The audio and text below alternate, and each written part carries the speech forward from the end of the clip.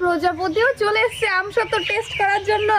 হ্যাঁ, বস্তার উপরে দেওয়া আমসত্ত্ব তোলা কিন্তু মুখের কথা না, একটা ছোট্ট ভুলে পুরো আমসত্ত্ব ছিঁড়ে নষ্ট হয়ে যেতে পারে। তো হ্যালো বন্ধুরা, আমি বৈশাখী। শুরুতেই দেখো আমের মিষ্টি গন্ধে একটা সুন্দর প্রজাপতি এসে বসেছে। তো আজকে নিয়ে চলে এলাম আমসত্ত্বর ব্লগের পার্ট 2 তে। তো বন্ধুরা, আমসত্ত্বর গুলো কড়া রোদে একদম শুকিয়ে গেছে। এবার বস্তা থেকে আমরা কিভাবে তুলছি সেটাই এখন তোমাদের সঙ্গে শেয়ার করব। প্রথমে চাকু দিয়ে আমসত্ত্বরের চারপাশটা কেটে নিতে হবে, তারপর হাত দিয়ে খুব সাবধানে আস্তে আস্তে তুলতে হবে যাতে ছিঁড়ে না যায়। এইভাবে টানলে পুরো আমসত্ত্বটা একেবারে উঠে আসবে। তো এইভাবে আমরা পরপর দুটো বস্তার আমসত্ত্ব তুলে নিলাম। আর এই দিকে দেখো, তোলার সাথে সাথে আমরা খাওয়াও শুরু করে দিয়েছি। আমসত্ত্বরগুলোর কালার যেমন সুন্দর হয়েছে, খেতে অনেক ভালো লেগেছে।